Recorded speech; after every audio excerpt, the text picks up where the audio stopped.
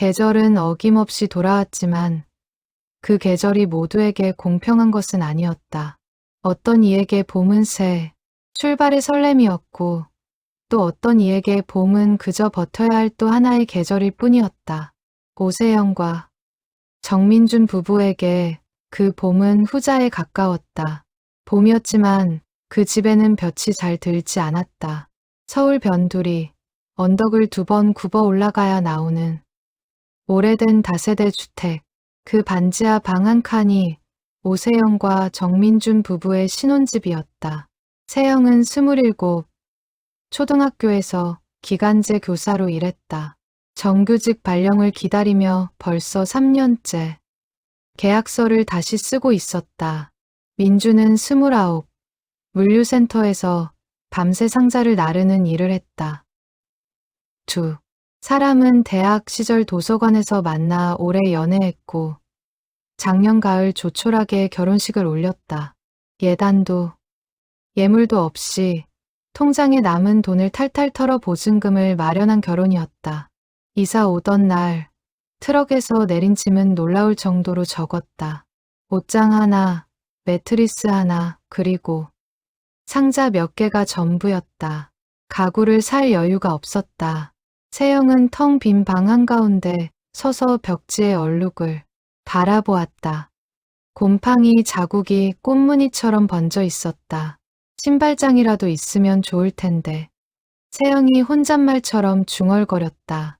현관에 신발을 쌓아두고 다니는 게 늘 마음에 걸렸다. 민주는 대답 대신 그녀의 어깨를 가만히 감싸 안았다. 조금만 기다려. 내가 이번 보너스 받으면 제일 먼저 신발장 사줄게. 하지만 보너스는 자꾸 미뤄졌다. 물류센터는 인원을 줄였고 야근 수당도 깎였다. 민주는 매일 밤 10시가 넘어 집에 돌아왔고 지친 얼굴로 찬물에 세수를 하고 잠들었다. 세영은 그런 남편의 등을 볼 때마다 목이 메었지만 내색하지 않았다. 동네는 오래된 사람들이 모여 사는 곳이었다. 골목 어귀에는 작은 구멍가게가 있었고 그 옆집에는 늙은 남자가 혼자 살고 있었다. 이름은 알지 못했다. 동네 사람들은 그를 그저 목수, 할아버지라고 불렀다. 한때 가구를 만들던 사람이라고 했다. 지금은 공방 문을 닫은 지 오래되었지만 가끔 대문 틈으로 톱밥 냄새가 흘러나오곤 했다. 세영은 출근길에 몇 번 그 노인과 마주쳤다. 노인은 늘 말이 없었다. 인사를 해도 고개만 살짝 끄덕일 뿐이었다. 깊게 팬 주름과 마디 굵은 손가락이 그의 지나온 세월을 말해주는 듯했다. 그의 눈빛에는 어딘가 쓸쓸함이 배어 있었는데 세영은 그것이 무엇 때문인지 알 길이 없었다. 어느 날 저녁 세영은 반찬을 조금 넉넉히 만들어 노인의 집 앞에 놓아두었다. 특별한 이유는 없었다. 그저 혼자 사는 노인이 마음에 걸렸을 뿐이었다. 다음 날 아침 빈 그릇이 깨끗이 씻겨 문 앞에 돌아와 있었다. 그 흔한 쪽지 한 장 없이 그렇게 소소한 하루하루가 흘러갔다. 형편은 나아지지 않았지만 두 사람은 서로에게 기대어 버텼다. 밤이면 좁은 방에 나란히 누워 앞날을 이야기했다. 언젠가는 이 반지하를 벗어나 볕이 잘 드는 집에서 살자고, 작은 식탁 하나 놓고 마주 앉아 밥을 먹자고. 그 소박한 바람이 얼마 지나지 않아 아주 이상한 방식으로 이루어지기 시작하리라는 것을 그때 두 사람은 알지 못했다. 골목 안쪽에서 바라보면 반지하 방의 창문은 딱 무릎 높이에 걸려 있었다. 사람들이 지나가면 발목과 신발코만 보였다. 세영은 처음 이사 왔을 때 그 창문 앞에 커튼을 달며 조금 서글퍼했었다. 하지만 시간이 지나며 그마저도 익숙해졌다. 사람은 무엇에든 적응하는 존재였다. 민준의 부모님은 지방에서 작은 식당을 하고 있었다. 두 분 다 허리가 좋지 않아 자식에게 손을 벌리기는커녕 오히려 결혼식 때 보태준 돈도 빚을 내어 마련한 것이었다. 세영의 부모님은 이미 오래전에 세상을 떠났다. 아버지는 세영이 20살 되던 해에, 어머니는 그로부터 3년 뒤에. 그래서 세영에게 결혼이란 온전히 두 사람만의 힘으로 일구어야 하는 일이었다. 그런 세영에게 유일한 위안은 이 낡은 동네의 정겨움이었다. 아침이면 구멍가게 주인 할머니가 평상에 나와 앉아 지나가는 사람들과 인사를 나눴고, 저녁이면 골목 곳곳에서 밥 짓는 냄새가 풍겼다. 사람 사는 냄새가 나는 동네였다. 형편은 어려워도 마음까지 가난하지는 않은 그런 곳이었다. 목수 할아버지의 집은 부부의 반지하 방에서 대각선으로 세 걸음쯤 떨어진 곳에 있었다. 낮은 담장 너머로 마당이 보였는데 늘 대패밥과 나무 조각들이 소복하게 쌓여 있었다. 언젠가부터 그 마당에서는 더 이상 톱질 소리가 들리지 않았다. 동네 사람들 말로는 노인의 아들이 몇 해 전 세상을 떠난 뒤로 공방 문을 닫았다고 했다. 그 이상의 사정을 아는 사람은 없었다. 세영은 가끔 궁금했다. 저 노인은 이 좁은 집에서 혼자 무슨 생각을 하며 하루를 보낼까? 자식도 없이, 찾아오는 이도 없이. 그런 생각이 들 때마다 세영은 자신의 처지를 돌아보게 되었다. 형편은 어려워도 곁에 민준이 있다는 사실이 얼마나 큰 다행인지 새삼 깨닫곤 했다. 어느 늦은 밤, 민준이 야근을 마치고 돌아오는 길에 노인의 집 앞을 지나쳤다. 대문 틈 사이로 희미한 불빛이 새어나오고 있었다. 늦은 시각인데도 노인은 잠들지 않은 모양이었다. 민준은 잠시 걸음을 멈추고 그 불빛을 바라보았다. 이상하게도 그 불빛에서 온기 같은 것이 느껴졌다. 무엇 때문인지는 알 수 없었지만 집에 돌아온 민준은 세영에게 그 이야기를 했다. 세영은 대수롭지 않게 웃어넘겼다. 연세 드신 분들은 잠이 없으시대. 옛날 생각도 많이 나시고. 두 사람은 그렇게 대화를 마치고 잠자리에 들었다. 좁은 방 안, 낡은 매트리스 위에 나란히 누운 부부는 서로의 숨소리를 들으며 하루의 피로를 내려놓았다. 형편은 넉넉지 않았지만 그 순간만큼은 세상 그 무엇도 부럽지 않았다. 봄바람이 골목을 스치고 지나가던 어느 새벽, 반지하 창문 위로 낯선 그림자 하나가 조용히 움직이고 있었다. 그림자는 무언가를 조심스럽게 내려놓고는 이내 소리 없이 사라졌다. 아무도 그 그림자의 정체를 알아채지 못한 채 그렇게 또 하루가 시작되고 있었다. 다만 그날 아침 부부의 눈앞에는 지금까지와는 전혀 다른 하루가 기다리고 있었다. 세영은 그날따라 일찍 눈이 떠졌다. 창밖으로 희끄무레한 새벽빛이 스며들고 있었다. 그녀는 잠든 민준의 얼굴을 잠시 바라보았다. 밤새 무거운 상자를 나른 팔뚝에는 시퍼런 멍이 들어 있었다. 세영은 손끝으로 그 멍을 조심스럽게 쓸어보았다. 마음 한구석이 아려왔다. 조금만 더 버티면 괜찮아질 거야. 세영은 스스로에게 되뇌며 자리에서 일어났다. 출근 준비를 하려 현관으로 나서던 그녀는 문을 여는 순간 걸음을 멈추고 말았다. 눈앞에 펼쳐진 광경이 너무나 낯설었기 때문이었다. 그것은 분명 어제까지는 없었던 것이었다. 세영은 한참 동안 그 자리에 서서 눈을 몇 번이나 깜빡였다. 이것이 꿈인지 생시인지 분간이 서지 않았다. 그녀는 떨리는 목소리로 남편을 불렀다. 민준 씨, 이리 좀 나와봐요. 빨리요. 잠결에 놀라 뛰쳐나온 민준도 현관 앞에 서서 말을 잇지 못했다. 두 사람은 한동안 나란히 서서 눈앞의 것을 바라보기만 했다. 골목을 오가던 이웃 하나가 지나가다 그 모습을 보고는 고개를 갸웃했다. 그러고는 별일 아니라는 듯 제 갈 길을 갔다. 하지만 부부에게는 결코 별일이 아니었다. 그것은 그들의 가난한 신혼집에 스며든 아주 작지만 분명한 기적의 시작이었다. 세영은 그날 학교에 지각할 뻔했다는 사실도 잊은 채 한참 동안 그 자리에 서 있었다. 마음속에서 여러 감정이 뒤섞여 소용돌이쳤다. 낯선 이의 호의에 대한 고마움과 동시에 알 수 없는 존재에 대한 막연한 경계심이 함께 밀려왔다. 하지만 그 순간 가장 크게 자리 잡은 감정은 오랜만에 느껴보는 따뜻함이었다. 결혼 후 줄곧 형편 걱정에 마음 졸이며 살아왔던 그녀에게 그것은 마치 하늘이 내려준 작은 위로처럼 느껴졌다. 그날 세영은 결국 지각을 하고 말았다. 교무실에 들어서며 죄송하다고 연신 고개를 숙였지만 마음속으로는 여전히 현관 앞에 그 낯선 물건을 떠올리고 있었다. 수업 시간에도 아이들의 목소리가 아득하게만 들렸다. 쉬는 시간 동료, 교사가 안색이 좋아 보인다며 무슨 좋은 일이 있느냐고 물어왔을 때에야 세영은 자신이 줄곧 옅은 미소를 짓고 있었다는 것을 깨달았다. 세상에는 설명할 수 없는 일들이 종종 일어난다.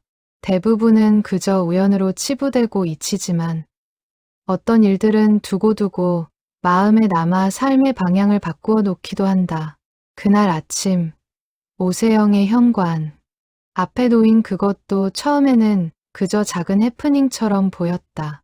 하지만 그것은 이후 벌어질 길고 긴 이야기의 아주 작은 첫 페이지에 불과했다.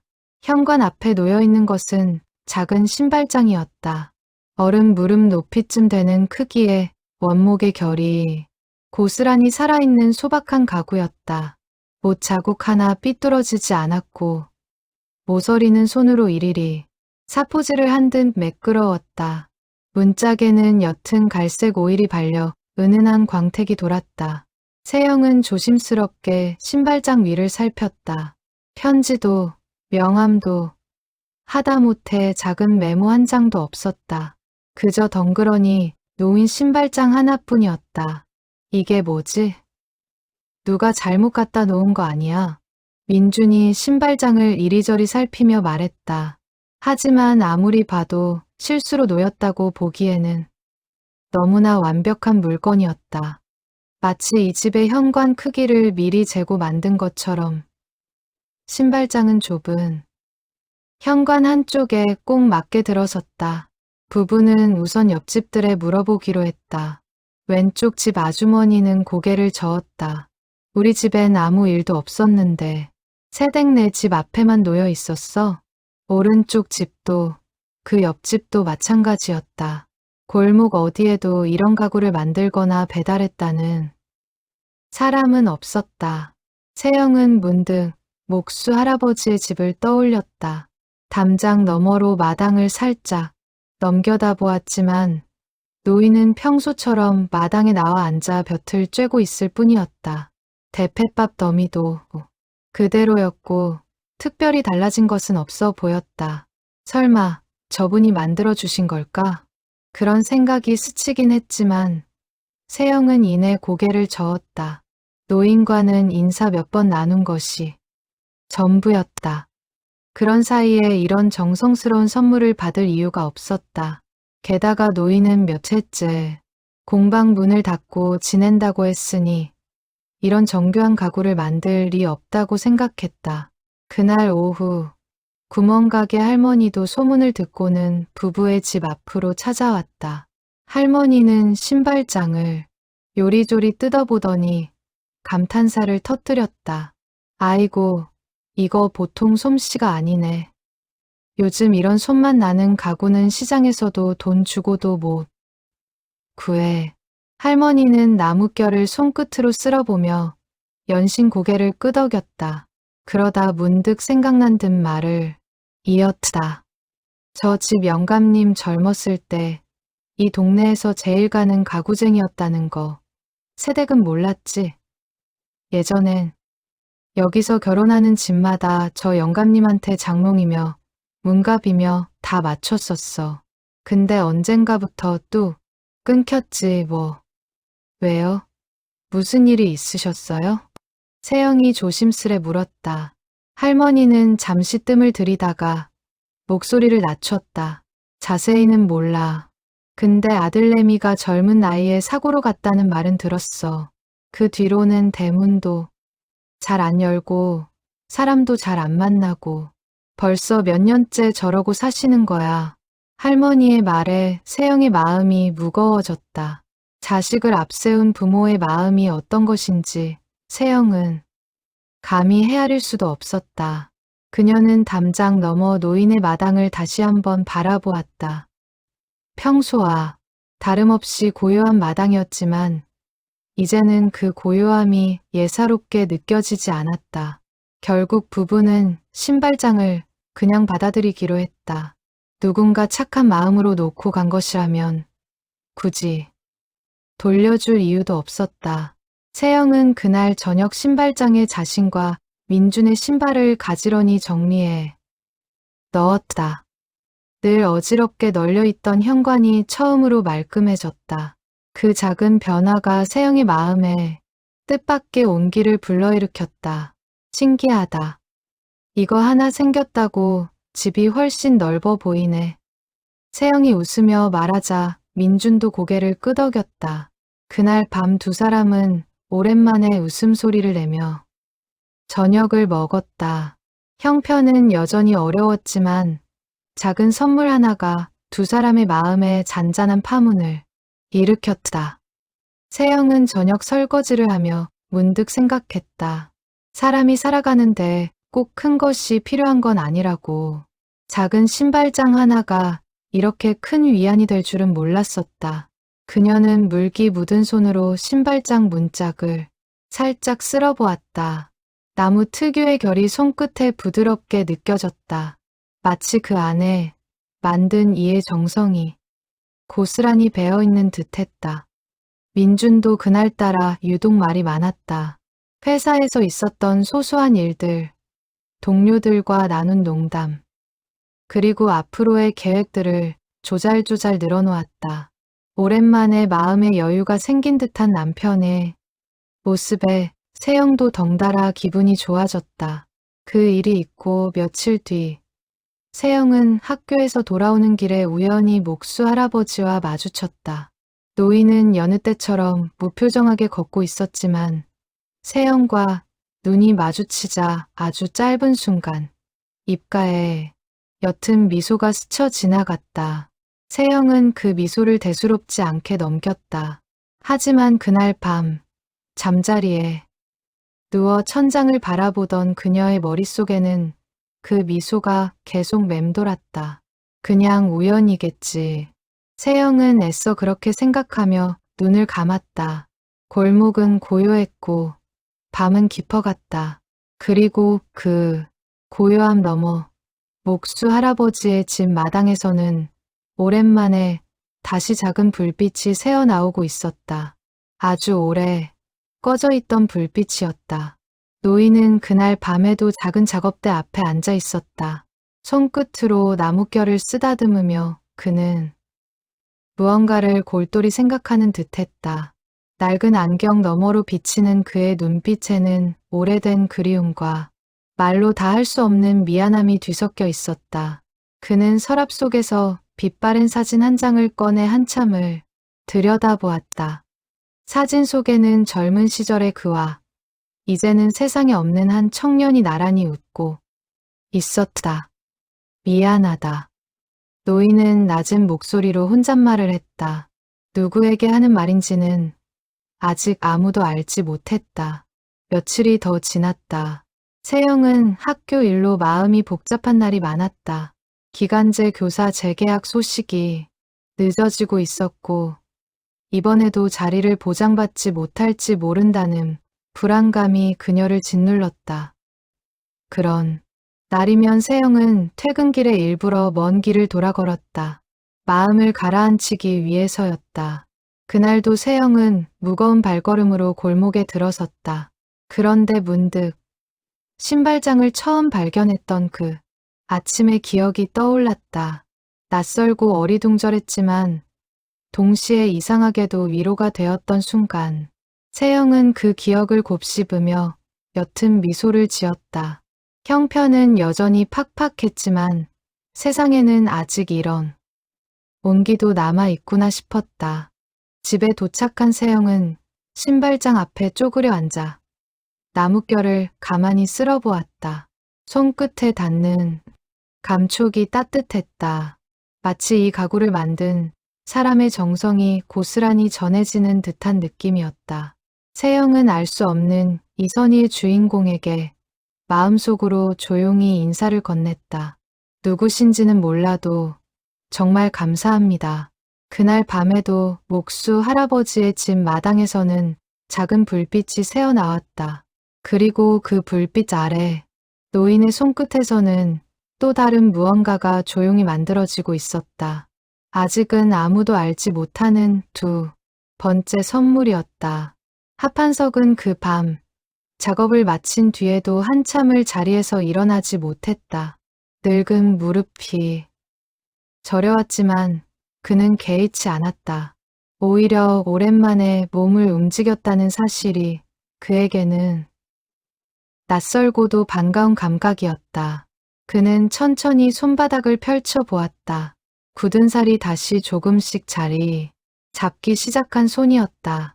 한때는 그토록 미워했던 이 손이 이제는 다시 누군가를 위해 쓰일 수 있다는 사실에 그는 조용히 안도했다. 그는 문득 아들 동규가 어릴 적 처음 자신에게 대패질을 배우겠다고 조르던 날을 떠올렸다. 그때 동규의 눈빛에 서려있던 반짝임이 지금 이 순간 자신의 손끝에서 되살아나는 듯한 착각이 들었다. 하판석은 낮게 중얼거렸다. 동규야, 아버지가 오랜만에 다시 나무를 만지는구나. 너도 좋아하겠지. 그는 그렇게 혼잣말을 건네며 다음 날 아침 부부가 문을 열었을 때 지을 표정을 상상해 보았다. 그 상상만으로도 그의 가슴 한구석에 오랫동안 얼어붙어 있던 무언가가 조금씩 녹아내리는 듯했다. 기적이라는 것은 한 번으로 끝나지 않을 때 비로소 사람의 마음을 뒤흔든다. 오세영과 정민준 부부에게 일어난 일도 그러했다. 처음에 신발장이 우연이었다면 그 다음은 결코 우연이라 부를 수 없는 일이었다. 신발장이 나타난 지 일주일 후 이번에는 작은 밥상이 현관 앞에 놓였다. 다리를 접을 수 있는 소박한 개다리 소반이었는데 상판에는 은은한 나뭇결이 물결처럼 새겨져 있었다. 그로부터 또 열흘쯤 지나 이번에는 책장이 나타났다. 세영이 읽다 만 책들을 아무렇게나 쌓아두던 방 한구석에 마치 그 자리를 위해 태어난 것처럼 꼭 맞는 크기의 책장이었다. 부부는 이제 놀라움보다는 설렘으로 아침을 맞이했다. 눈을 뜨면 가장 먼저 현관으로 달려가 무엇이 놓여 있는지 확인하는 것이 새로운 일과가 되었다. 하지만 동시에 궁금증도 커져만 갔다. 대체 누가, 왜 이런 일을 하는 것일까? 동네에는 어느새 소문이 퍼지기 시작했다. 반지하 신혼부부네 집에 밤마다 신비한 가구가 생긴다는 이야기였다. 사람들은 저마다 한마디씩 보탰다. 어디 부잣집 자제분이 몰래 선행 베푸는 거 아니냐. 아니야. 요즘 그런 봉사 단체 있잖아. 거기서 나온 거 아니겠어? 혹시 신혼부부 중 한쪽 부모님이 몰래 보내주시는 거 아니야? 의견은 분분했지만 확실한 것은 아무것도 없었다. 세영의 시댁도 세영 쪽 친척들도 모두 그런 일이 없다고 손사래를 쳤다. 민준의 회사 동료들 역시 그런 봉사를 아는 사람은 없었다. 인터넷 지역 카페에도 비슷한 사례를 찾는 글이 올라왔지만 다른 곳에서 이런 일이 있었다는 제보는 어디에서도 나오지 않았다. 민주는 조금씩 불안해지기 시작했다. 좋은 뜻으로 하는 일이라면 다행이지만 혹시라도 다른 목적이 있는 것은 아닌지 걱정이 되었다. 이상하지 않아? 아무리 좋은 뜻이라도 이 정도로 정성을 들이는 건 보통 일이 아니잖아. 누군가 우리를 계속 지켜보고 있다는 거잖아. 민준의 말에 세영도 마음이 복잡해졌다. 고마운 마음 한편에 알 수 없는 불안감이 스며들기 시작했다. 두 사람은 처음으로 진지하게 이 문제에 대해 이야기를 나누었다. 경찰에 신고해야 하나? 신고할 만한 일은 아닌 것 같은데. 누가 우리한테 해코지를 한 것도 아니고 오히려 좋은 걸 주고 가는 건데. 그래도 누군지는 알아야 마음이 놓일 것 같아. 결국 부부는 그 정체를 알아보기로 결심했다. 다행히 민준의 회사 동료 중 하나가 중고 홈캠을 가지고 있었다.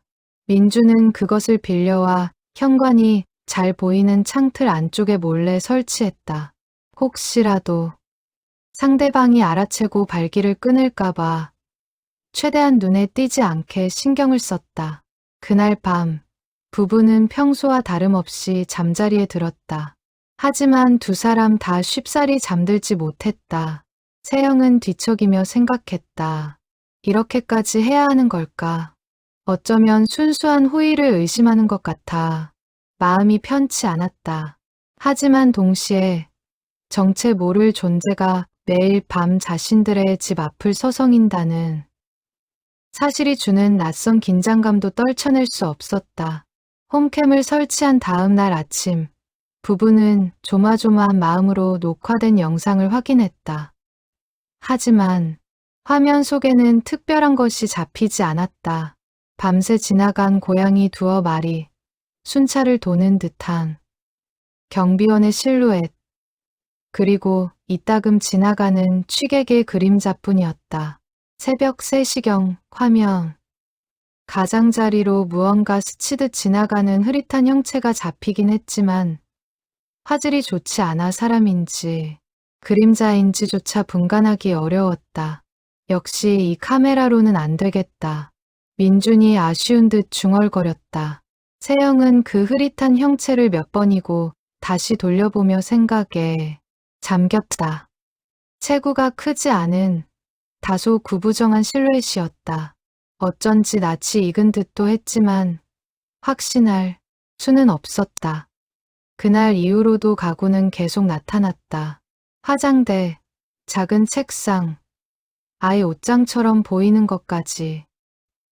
아이, 옷장을 발견한 날, 세영은 왠지 모르게 눈시울이 붉어졌다. 아직 계획조차 없는 아기를 위한 가구였다. 마치 이 부부의 앞날을 축복하듯 아직 오지 않은 미래까지 헤아린 선물이었다. 이건 대체 누가? 우리 사정을 다 알고 있는 사람 같아. 세영이 떨리는 목소리로 말했다. 민준도 말없이 고개를 끄덕였다. 두 사람의 마음속에는 이제 두려움보다 더 큰 감정이 자리 잡고 있었다. 그것은 형언할 수 없는 벅찬 고마움이었다. 그리고 동시에 이 은혜를 베푼 이가 누구인지 반드시 알아내어 감사 인사를 전하고 싶다는 간절함이었다. 한편 그 시각 골목 저편 낡은 집 마당에서는 노인이 마지막 사포질을 마무리하고 있었다. 이번에 만들고 있는 것은 작은 화장대였다. 신혼부부의 방에 놓인 낡고 찌그러진 플라스틱 서랍장을 본 뒤로 노인은 이 화장대를 만들기로 마음먹었었다. 세영이 매일 아침 그 앞에 앉아 머리를 빗을 모습을 상상하며 노인의 손끝은 그 어느 때보다 정성스럽게 움직였다. 작업을 마친 노인은 잠시 손을 멈추고 하늘을 올려다보았다. 별빛 하나 없는 흐린 밤이었다. 그는 낮은 한숨을 내쉬며 중얼거렸다. 이제 얼마 남지 않았다. 그것이 무엇을 뜻하는 말인지 노인 자신 외에는 아무도 알지 못했다.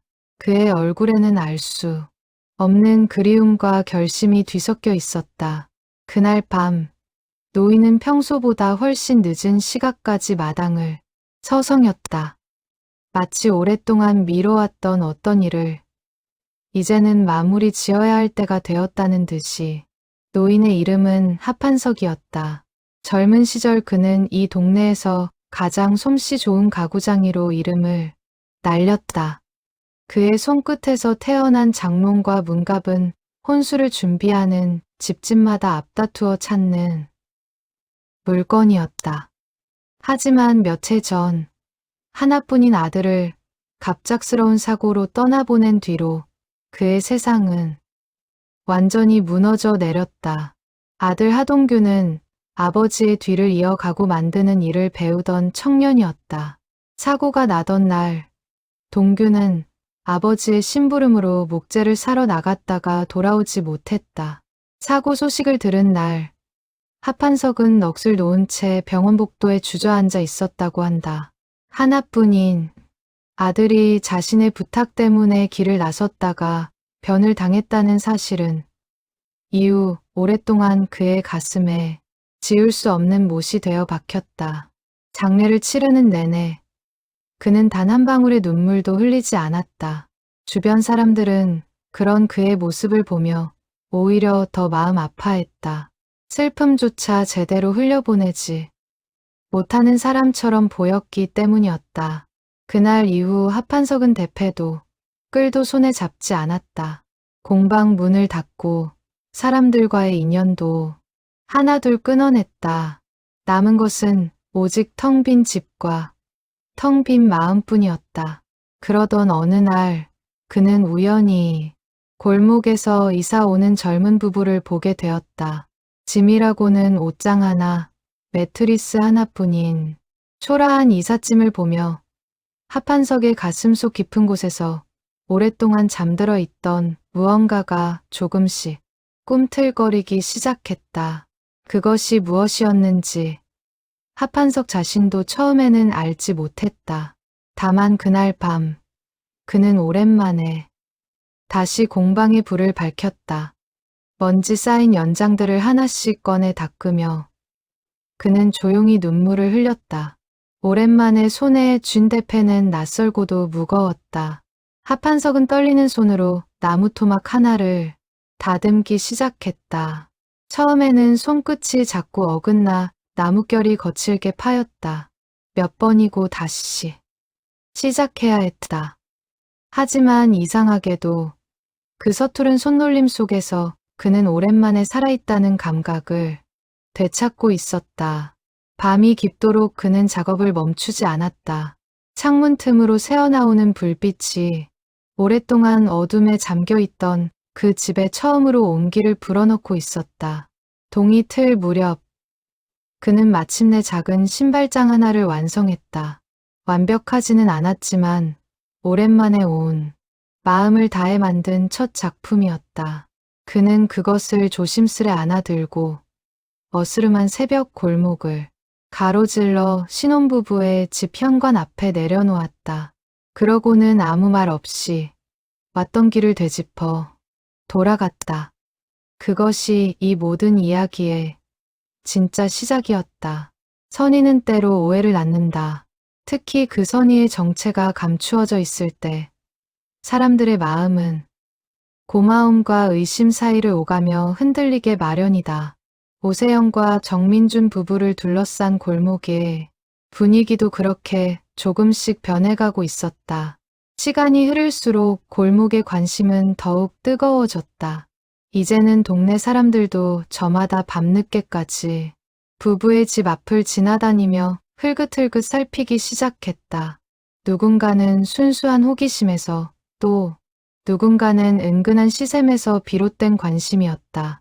매일 밤 뭐가 생긴다며? 신혼부부 팔자편네. 구멍가게 앞에 모인 아주머니들 사이에서 그런 말이 오갔다. 세영은 그런 말을 들을 때마다 마음이 편치 않았다.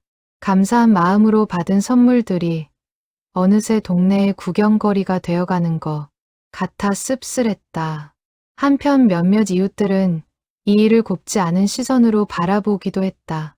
특히 골목 끝집에 사는 중년 남자는 대놓고 불편한 기색을 드러냈다. 밤마다 이상한 사람이 골목을 돌아다닌다는 거 아니야. 우리 애들도 있는데 누군지도 모르는 사람이 이 동네를 활개 치고 다니면 그게 정상이야?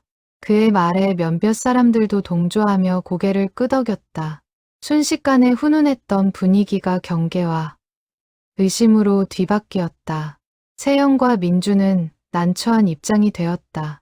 그들에게 가구를 놓아준 이는 분명 선의를 가진 사람일 텐데 그 선의가 오히려 누군가에게는 불안의 씨앗이 되고 있었다. 민주는 결국 동네 반상회에 나가 자초지종을 설명하기로 했다. 좁은 경로당에 모인 이웃들 앞에서 민주는 그동안 있었던 일을 담담하게 이야기했다. 저희도 누가 이러시는 건지 전혀 모릅니다. 다만 저희 부부에게 나쁜 뜻으로 하시는 일은 아닌 것 같습니다. 놓고 가시는 것마다 저희 형편을 세심하게 헤아린 물건들이거든요. 민준의 말에 면볕은 고개를 끄덕였지만 여전히 못마땅한 표정을 짓는 이들도 있었다. 결국 반상회에서는 골목 어귀에 방범용 카메라를 설치하자는 의견이 나왔다. 만장일치는 아니었지만 다수의 뜻에 따라 카메라 설치가 결정되었다. 그 소식을 들은 밤, 세영은 왠지 모르게 마음이 무거웠다. 누군가는 이 은밀한 선의의 정체를 밝혀내는 일이 마땅하다 여기겠지만 세영은 어쩐지 그 정체가 밝혀지는 순간 무언가 소중한 것이 사라져 버릴 것만 같은 예감이 들었다. 카메라 설치되면 그분이 더 이상 안 오시면 어쩌지? 세영이 걱정스레 말하자 민준도 복잡한 표정을 지었다. 그래도 알아야 하지 않을까. 계속 이렇게 정체도 모른 채 받기만 하는 것도 마음이 편치가 않아. 세영은 그 며칠 동안 마음이 편치 않았다. 학교에서 아이들을 가르치다가도 문득문득 그 노인의 얼굴이 떠올랐다. 언제나 말이 없던, 그러나 눈빛만은 유독 깊었던 그 노인. 세영은 쉬는 시간마다 창밖을 바라보며 생각에 잠기곤 했다. 혹시 정말 그분이시라면 대체 왜 우리한테 이렇게까지 해주시는 걸까? 세영은 곰곰이 지난 기억들을 되짚어 보았다. 이사 온 첫날, 낯선 골목에서 마주쳤던 노인의 무심한 듯한 시선, 반찬을 가져다 드렸던 날, 다음 날 아침 말끔히 씻겨 돌아와 있던 그릇, 그리고 무엇보다 신발장이 나타나기 며칠 전 우연히 마주쳤을 때 노인이 지었던 그 옅은 미소까지. 그 모든 순간들이 이제와 돌아보니 예사롭지 않게 느껴졌다. 민준 역시 마음이 복잡하기는 마찬가지였다. 그는 회사에서 돌아오는 길에 일부러 노인의 집 앞을 서성이곤 했다. 담장 너머로 들려오는 작은 소리에도 귀를 기울였다. 사각사각 나무를 다듬는 소리 같기도 했고 때로는 낮은 한숨 소리 같기도 했다. 며칠 뒤 골목 어귀에 방범 카메라가 설치되었다. 성능 좋은 카메라였기에 이번에는 확실히 무언가를 포착할 수 있을 것 같았다.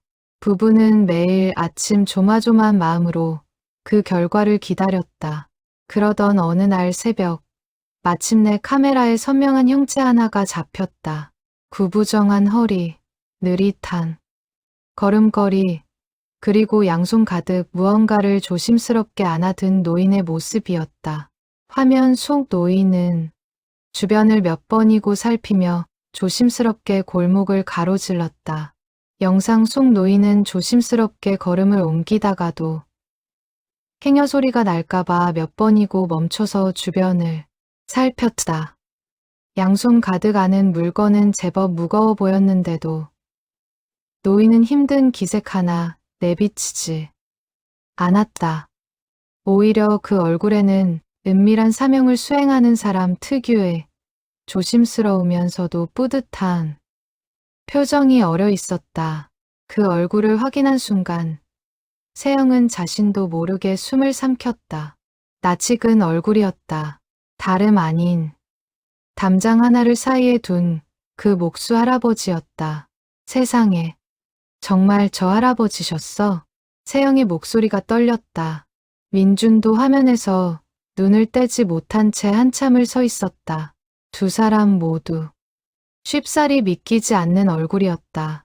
그동안 인사 몇 번 나눈 것이 전부였던 그 조용한 노인이 대체 무슨 이유로 이런 정성을 쏟고 있는 것인지 도무지 짐작이 가지 않았다. 세영의 머릿속에는 그동안의 일들이 하나둘 스쳐 지나갔다.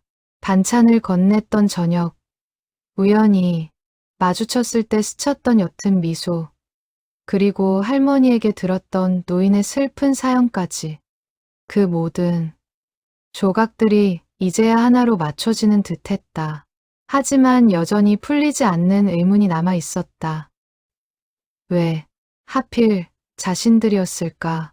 그날 밤 부부는 오랫동안 잠들지 못했다. 창밖으로 스며드는 달빛 아래 두 사람은 나란히 누워 각자의 생각에 잠겼다. 민준이 먼저 침묵을 깼다. 내일 아침에 직접 찾아가서 여쭤볼까? 계속 이렇게 모른 척하는 것도 도리가 아닌 것 같아. 세영은 잠시 망설이다 고개를 끄덕였다. 그래요. 감사하다는 말씀은 드려야죠. 그런데 왠지 조심스러워요. 괜히 우리가 먼저 나서서 여쭤보면 그분 마음이 다치실까봐. 세영의 말에 민준도 고개를 끄덕였다. 선의를 베푼 이의 마음을 다치게 하고 싶지 않은 마음, 그리고 진심으로 감사를 전하고 싶은 마음. 그 두 가지 마음 사이에서 부부는 오랫동안 뒤척였다. 창밖으로는 여전히 고요한 골목에 밤이 깊어가고 있었다. 세영은 잠들기 전 문득 어린 시절 아버지가 하시던 말씀이 떠올랐다. 사람 마음은 겉으로 봐서는 모르는 거야. 늘 감사하는 마음으로 살아야 한다. 그때는 그저 흘려들었던 말이 이제 와 새삼 마음에 깊이 와닿았다. 세영은 남편의 손을 꼭 잡은 채 눈을 감았다. 내일이면 드디어 오랫동안 궁금해했던 그 진실과 마주하게 될 것이었다. 그날 밤 민준도 쉽사리 잠들지 못했다. 그는 어둠 속에서 천장을 바라보며 그동안 자신들의 집 앞에 놓였던 가구들을 하나하나 떠올려 보았다. 신발장, 밥상, 책장, 화장대, 그리고 아이, 옷장까지. 그 모든 것에 깃든 정성을 생각하니 상대가 누구든 진심으로 고개 숙여 감사드리고 싶은 마음이 커져만 갔다. 동시에 그는 자신들이 그 정성에 걸맞은 사람이 되어야겠다고 다짐했다. 언젠가 이 은혜를 알게 되면 반드시 그에 보답하는 삶을 살겠노라고. 두 사람은 그렇게 뒤척이다 새벽녘이 되어서야 겨우 얕은 잠에 들었다. 창밖으로 어스름한 새벽빛이 스며들 무렵 골목 저편에서는 이미 하루를 시작하려는 사람들의 발걸음 소리가 들려오기 시작했다. 평범한 하루처럼 보였지만 부부에게는 결코 평범할 수 없는 하루의 시작이었다. 그 무렵 골목 끝집 남자도 마음을 고쳐먹고 있었다. 그는 지난 며칠간 자신이 내뱉었던 말들을 곱씹으며 스스로를 돌아보았다. 근거 없는 의심으로 이웃을 불편하게 만들었던 것은 아닐까 하는 반성이었다. 그는 다음 날 아침 세영과 민준을 만나면 먼저 사과의 말을 건네야겠다고 마음먹었다. 사람과 사람 사이의 인연이란 때로는 당사자들도 알지 못하는 사이에 오래도록 이어지고는 한다. 마치 땅속 깊이 뻗은 뿌리가 겉으로는 보이지 않아도 결국 하나의 나무를 지탱하고 있는 것처럼. 오세영이 그날 발견한 작은 단서 하나는 바로 그 보이지 않던 뿌리의 끝자락이었다. 다음 날 아침 세영은 출근하기 전 화장대 서랍을 정리하다가 이상한 것을 발견했다. 서랍 안쪽 나무판에 아주 작게 글씨 같은 것이 새겨져 있었다. 자세히 들여다보니 그것은 한글, 자음과 모음이 어우러진 누군가의 이니셜처럼 보이는 문양이었다. 세영은 손끝으로 그 문양을 가만히 쓸어보았다. 어딘가 낯이 익은 듯한 느낌이 들었지만 정확히 어디서 보았는지는 떠오르지 않았다. 그날 밤, 세영은 오랜만에 친정에서 가져온 낡은 상자를 꺼내 열어보았다. 부모님이 돌아가신 뒤로 거의 열어보지 않았던 상자였다. 그 안에는 빛바랜 사진 몇 장과 아버지가 생전에 쓰시던 낡은 수첩이 들어 있었다. 세영의 아버지 오만도는 젊은 시절 목재소에서 오랫동안 일했던 사람이었다. 세영은 어린 시절 아버지를 따라 목재소에 놀러 갔던 기억을 어렴풋이 떠올렸다. 수첩을 넘기던 세영의 손이 문득 멈췄다. 낡은 페이지 한 귀퉁이에 화장대 서랍에서 보았던 것과 똑같은 문양이 그려져 있었다. 그 옆에는 작게 이런 글귀가 적혀 있었다. 합한석에게 이 은혜 언젠가 꼭 갚으마. 세영은 눈을 감고 어린 시절의 기억을 더듬었다. 아버지의 손을 잡고 처음 목재소에 갔던 날. 코끝을 스치던 알싸한 나무 냄새와 톱밥이 흩날리던 풍경이 떠올랐다. 그때 아버지 곁에는 늘 한 젊은 남자가 함께 있었다. 성실하고 손끝이 야무진 청년이었다고 아버지는 종종 이야기하곤 했었다. 어쩌면 그 청년이 바로 젊은 시절의 합한석이었을지도 모른다는 생각에 세영의 가슴이 뭉클해졌다. 아버지는 생전에 유독 겨울이 되면 말수가 적어지곤 했다. 어린 세영은 그 이유를 알지지 못했지만 이제 와 돌이켜보니 어쩌면 그것이 그 화재 사고와 관련이 있었던 것은 아닐까 싶었다. 자신이 구해낸 동료가 크게 다쳤던 그 겨울의 기억이 아버지의 마음 한구석에 오래도록 무거운 짐으로 남아 있었을지도 모를 일이었다. 세영은 심장이 쿵 내려앉는 듯했다. 합한석, 그것은 분명 담장 너머 그 목수 할아버지의 이름이었다. 세영은 떨리는 손으로 수첩의 다른 페이지들을 넘겨보았다. 군데군데 아버지의 필체로 짧은 메모들이 적혀 있었는데 그 내용을 종합해보니 놀라운 사실이 드러났다. 아주 오래전 세영의 아버지 오만도와 합한석은 같은 목재소에서 함께 일했던 동료였다. 어느 겨울 목재소에 큰 불이 났을 때 합한석이 위험을 무릅쓰고 오만도를 구해낸 적이 있었다. 그 사고로 합한석은 크게 다쳤고 한동안 일을 하지 못해 생계가 곤란해졌다. 그때 오만도가 자신의 월급을 쪼개어 합한석의 병원비와 생활비를 몰래 보태주었던 것이었다. 합한석은 그 은혜를 몹시 부끄러워하면서도 고마워했고 언젠가 반드시 갚겠다고 몇 번이고 다짐했다고 한다. 수첩 속에는 그 사건 이후로도 합한석과 관련된 짧은 메모들이 몇 차례 더 등장했다. 판석이 오늘 처음 다시 목공일을 시작했다는 소식을 들었다. 다행이다. 판석이네 가게에서 아이돌 선물로 작은 서랍장을 맞췄다. 솜씨가 여전하다.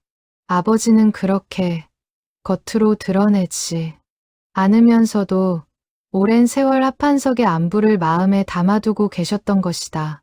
세영은 수첩을 든 채 한참을 멍하니 앉아 있었다. 그렇게 오래전에 맺어진 인연이 이렇게 돌고 돌아 자신에게까지 이어져 있었다니. 세영은 그제야 모든 것이 이해되기 시작했다. 노인이 왜 그토록 자신들의 집 앞을 서성였는지, 왜 그토록 정성스럽게 가구를 만들어 놓고 갔는지. 세영은 다음 날 아침 민준에게 이 모든 사실을 이야기했다. 민준도 놀란 표정을 감추지 못했다. 정말이야? 어떻게 이런 인연이? 세상 참 좁다. 민준은 믿기지 않는다는 듯 고개를 저으며 세영이 건넨 수첩을 다시 한번 살펴보았다. 빛바랜 종이 위에 적힌 아버지의 필체를 보며 그는 한 번도 뵌 적 없는 장인의 모습을 어렴풋이 그려보았다. 성실하고 정 많고 그러면서도 자신의 선행을 결코 드러내지 않았던 사람. 세영이 늘 그리워하던 아버지의 모습이 바로 그러했다. 그러니까 장인어른께서 예전에 저 할아버지의 목숨을 구해주신 은인이셨다는 거야? 응. 그리고 그 은혜를 갚기 위해서 아버지가 돌아가신 뒤에도 저렇게 우리를 챙겨주고 계셨던 거야. 세영의 눈시울이 붉어졌다. 이미 세상을 떠난 아버지가 이런 방식으로 딸의 곁을 지켜주고 있었다는 사실이 가슴 깊이 사무쳤다. 민준도 말없이 아내의 손을 꼭 잡아주었다. 이제라도 찾아뵙고 말씀드려야겠다. 그동안 너무 오래 모르는 척했어. 그래요. 이제는 우리도 감사한 마음을 전해드려야죠. 두 사람은 그날 저녁 처음으로 노인의 집 대문을 두드리기로 결심했다. 오랫동안 감추어져 있던 진실을 마주할 시간이 다가오고 있었다. 골목에는 저녁 노을이 붉게 물들고 있었고 그 노을빛 아래 두 사람의 발걸음은 그 어느 때보다 무겁고도 간절했다. 세영은 걸으면서도 계속 수첩을 가슴에 품고 있었다. 마치 그것이 아버지가 남겨준 마지막 선물이라도 되는 양 손끝에 힘을 주어 꼭 붙잡았다. 민주는 그런 아내의 어깨를 가만히 감싸 안았다. 장인어른도 분명 지금 이 순간을 어디선가 지켜보고 계실 거야. 민준의 말에 세영은 말없이 고개를 끄덕였다. 목이 메어 아무 말도 나오지 않았다. 두 사람은 천천히 그러나 흔들림 없는 걸음으로 노인의 집을 향해 걸어갔다. 담장 너머로 익숙한 대패바, 냄새가 저녁 바람을 타고 은은하게 흘러나오고 있었다. 세영은 대문을 두드리기 전 마지막으로 한 번 더 수첩을 펼쳐보았다. 아버지의 필체를 눈에 담으며 그녀는 마음속으로 조용히 되뇌었다. 아버지, 저 지금 아버지 은인분을 만나러 가요. 지켜봐 주세요. 민준이 그런 세영의 손을 꼭 잡아주었다. 두 사람은 서로를 바라보며 짧게 고개를 끄덕였다. 그리고 마침내 오랫동안 닫혀있던 것만 같던 그 대문 앞에 나란히 섰다. 멀리서 저녁 종소리 같은 것이 어렴풋이 들려오는 듯했다. 세영은 심호흡을 크게 한번 하고는 떨리는 손을 들어 대문을 향해 내밀었다. 이 문 너머에 어떤 이야기가 기다리고 있을지 그녀는 두려움 반, 설렘 반의 마음으로 가늠해 보았다. 확실한 것은 하나뿐이었다. 오늘 이 순간 이후로 자신들의 삶이 결코 이전과 같지 않으리라는 것. 민준 역시 같은 마음이었다. 그는 아내의 손을 잡은 손에 살며시 힘을 주었다. 두 사람 모두 이 대문 너머에서 마주하게 될 이야기가 슬픔이든 기쁨이든 함께라면 무엇이든 견뎌낼 수 있으리라는 믿음이 있었다. 그것이야말로 지난 몇 달간 형편의 어려움 속에서도 두 사람이 서로에게 배운 가장 소중한 것이었다. 세영은 대문 앞에 서서 다시 한번 아버지와의 어린 시절을 떠올렸다. 초등학교 입학식 날, 아버지는 손수 만든 작은 나무 필통을 선물해 주셨었다. 세영은 그 필통을 대학을 졸업할 때까지 소중히 간직했었다. 지금은 낡아서 어딘가에 처박혀 있을 그 필통이 문득 사무치게 그리워졌다. 아버지는 늘 그런 식이었다. 큰 말 없이 손끝으로 사랑을 표현하는 사람. 그리고 그 사랑의 방식은 지금 이 순간 담장 너머 노인의 손끝에서도 똑같이 반복되고 있었다. 아버지도 이렇게 무언가를 만들면서 사랑한다는 말을 대신하셨던 거겠죠. 세영은 마음속으로 그렇게 되뇌며 마침내 대문을 두드렸다. 톡, 톡, 톡. 조심스러운 노크. 소리가 저녁 골목의 정적을 가르며 울려 퍼졌다. 그 소리는 마치 오랫동안 닫혀있던 두 사람의 마음을 향한 문을 두드리는 소리처럼 들렸다. 부부가 대문 앞에 섰을 때 마당에서는 여전히 사각거리는 소리가 들려오고 있었다. 민준이 조심스럽게 대문을 두드렸다. 잠시 정적이 흘렀다. 이윽고 안쪽에서 인기척이 들리더니 삐걱거리는 소리와 함께 대문이 열렸다. 합한석은 문 앞에 서 있는 젊은 부부를 보고는 잠시 놀란 기색을 보였다. 손에는 아직 사포를 쥔 채였고 작업복 곳곳에 나무 가루가 묻어 있었다. 그는 무슨 말을 해야 할지 몰라 잠시 머뭇거렸다. 저희 잠깐 들어가도 될까요? 세영이 조심스레 물었다. 노인은 말없이 옆으로 비켜서서 두 사람을 마당 안으로 들였다. 마당. 한쪽에는 만들다 만 작은 서랍장 하나가 놓여 있었다. 세영은 그것을 보는 순간 목이 메어왔다. 세 사람은 마당에 놓인 낡은 평상에 나란히 앉았다. 한동안 아무도 말이 없었다. 저녁 바람이 대패밥 냄새를 실어왔고 멀리서 개 짖는 소리가 간간히 들려왔다. 먼저 입을 연 것은 세영이었다. 그녀는 품 안에서 낡은 수첩을 꺼내 노인 앞에 조심스럽게 내밀었다. 이거 저희 아버지 오만도 님의 수첩이에요. 수첩을 받아든 합한석의 손이 가늘게 떨렸다. 그는 낡은 페이지를 넘기다 자신의 이름이 적힌 그 구절 앞에서 손을 멈췄다. 한참 동안 그 글귀를 들여다보던 노인의 눈시울이 서서히 붉어졌다. 그 사람 딸이었구먼. 만도 그 사람 딸이었어. 노인의 목소리가 낮게 갈라졌다. 그는 잠시 하늘을 올려다보며 숨을 골랐다. 그러고는 천천히 오래 묻어두었던 이야기를 꺼내기 시작했다. 벌써 30년도 더 된 일이야. 그해 겨울 목재소에 불이 났었지. 나는 그때 안쪽에서 일하고 있었는데 미처 빠져나오지 못하고 있었어. 그런데 만도 그 사람이 다들 도망가는 와중에 혼자 다시 들어와서 나를 끌어냈어. 나는 크게 다쳤고 그 사람도 화상을 입었지. 그런데 그 사람은 자기 몸도 성치 않으면서 오히려 내 걱정만 했어. 노인은 잠시 말을 멈췄다. 눈가에 맺힌 눈물을 손등으로 훔쳐내며 그는 다시 말을 이었다. 내가 일을 못하는 몇 달 동안 만도 그 사람이 자기 월급을 쪼개서 몰래 내 병원비랑 생활비를 보태줬어. 나는 그것도 한참 뒤에야 알았지. 그 사람은 끝까지 자기가 그랬다는 말을 안 했어. 나중에 다른 동료한테 듣고서야 알았지 뭔가. 세영은 아버지의 이야기를 들으며 눈물을 참을 수 없었다. 그녀가 알던 아버지는 늘 과묵하고 자신의 이야기는 거의 하지 않는 분이었다. 그런 아버지에게 이런 사연이 있었다는 것을 세영은 오늘 처음 알게 되었다.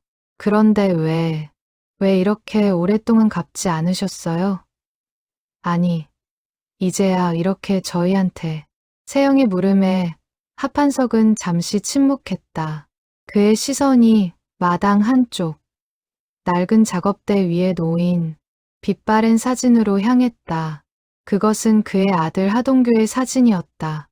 염치가 없어서 그랬어. 그 은혜를 어떻게 갚아야 할지 몰라서 계속 미루기만 했지. 그러다 만도 그 사람이 먼저 세상을 떠났다는 소식을 들었을 때 나는 그제야 깨달았어. 이러다간 평생 그 은혜를 갚지 못하고 나도 눈 감겠구나 하고. 합한석은 잠시 눈을 감았다. 그날의 기억이 다시금 선명하게 떠오르는 듯 그의 미간이 깊게 찌푸려졌다. 장례식에도 못 갔어. 염치가 없어서. 그렇게 신세를 지고도 갚지 못한 주제에 무슨 낯으로 그 사람 마지막 가는 길을 배웅하나 싶었지. 노인의 목소리에는 오랜 세월 쌓여온 회한이 짙게 배어 있었다. 그는 잠시 숨을 고르고는 아들의 사진을 향해 시선을 돌렸다. 그리고 우리 동규가 그렇게 되고 나서 나는 더 이상 아무것도 할 수가 없었어. 손에 든 연장을 다 내려놓고 그냥 이렇게 늙어 죽기만 기다리며 살았지. 그런데 어느 날 골목에서 자네들 이사 오는 걸 봤어. 짐이라고는 초라한 옷장 하나뿐인 걸 보는데 이상하게 마음이 움직이더라고. 세영과 민주는 숨죽인 채 노인의 이야기에 귀를 기울였다. 오랫동안 닫혀있던 마음의 문이 이제야 천천히 열리고 있었다. 밤이 깊어가는 줄도 모르고 세 사람은 마당에 앉아 이야기를 이어갔다. 합한석은 그동안 누구에게도 털어놓지 못했던 이야기들을 하나씩 꺼내놓았다. 아들을 잃은 뒤 느꼈던 죄책감, 세상과 담을 쌓고 지냈던 시간들, 그리고 신혼부부를 지켜보며 다시 움트기 시작한 작은 희망까지.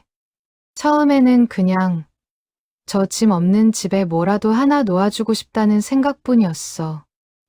그런데 자, 내들 이 그 신발장을 보고 그렇게 좋아하는 모습을 보니까 오랜만에 내 마음도 따뜻해지더라고. 세영은 노인의 손을 더욱 꼭 잡았다. 할아버님 덕분에 저희도 얼마나 큰 힘이 됐는지 몰라요.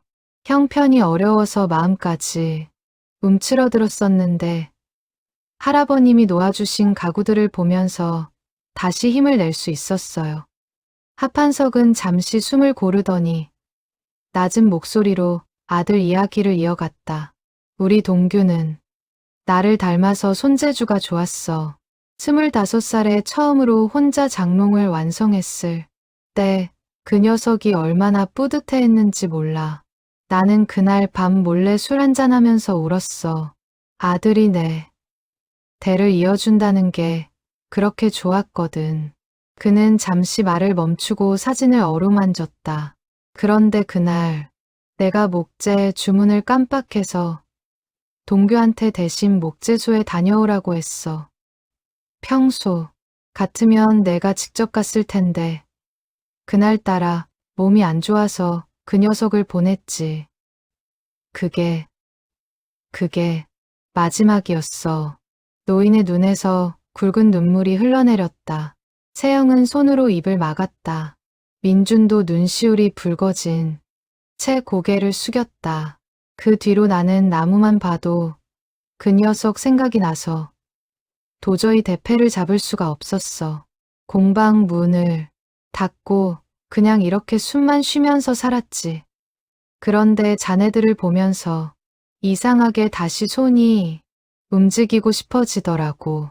마치 동규가 내 손을 다시 이끄는 것 같은 기분이었어. 세영은 조심스럽게 노인의 손을 잡았다. 마디마디 굵어진 손가락에는 오랜 세월의 노동과 슬픔이 고스란히 배어 있었다. 할아버님, 그동안 얼마나 힘드셨어요. 세영의 목소리가 떨렸다. 합한석은 그런 세영의 손을 마주 잡으며 오랜만에 편안한 표정을 지어 보였다. 아니야.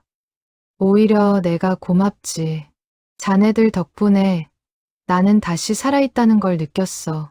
세 사람은 그렇게 한동안 말없이 앉아 있었다.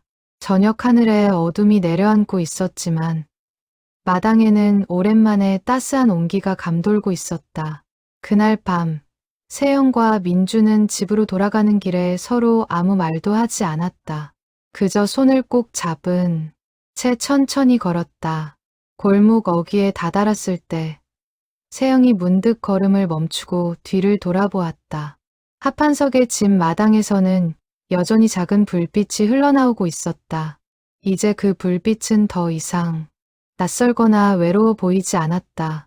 오히려 그것은 오랜 세월을 돌아 마침내 제자리를 찾은 어떤 마음처럼 조용하고도 따뜻하게 빛나고 있었다.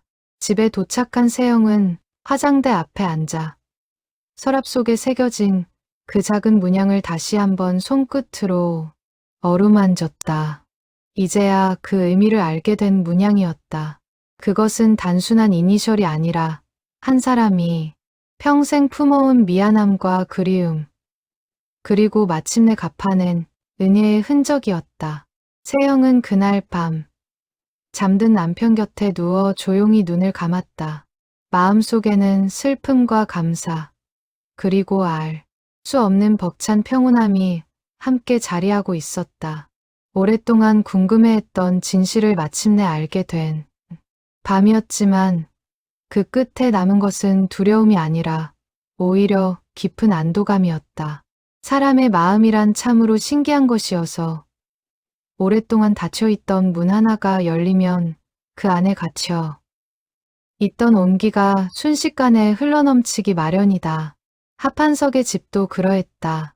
진실이 밝혀진 그날 이후로 그 낡은 집에는 오랜만에 사람 사는 온기가 찾아들기 시작했다. 그날 이후로 합한석의 집 대문은 더 이상 굳게 닫혀있지 않았다. 세영과 민주는 퇴근길이면 자연스럽게 노인의 집에 들러 안부를 물었고 합한석 역시 두 사람을 손자처럼 살갑게 대하기 시작했다. 오늘은 뭐 좀 드셨어요? 세영이 물으면 합한석은 멋쩍은 듯 웃으며 대답하곤 했다. 자네가 준 반찬 덕분에 잘 먹었지. 요즘 다시 밥맛이 도는구먼. 그 웃음에는 예전에는 볼 수 없던 생기가 감돌았다. 동네 사람들도 그 변화를 놓치지 않았다.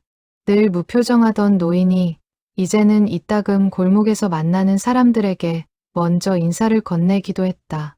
영감님, 요즘 얼굴이 환해지셨네요. 구멍가게 할머니가 반가운 얼굴로 인사를 건네면 합한석은 겸연쩍은 표정으로 고개를 끄덕였다. 그는 다시 공방 문을 활짝 열어두기 시작했다. 오랫동안 먼지가 쌓여있던 작업대를 정리하고 녹슨 연장들을 하나하나 손질했다.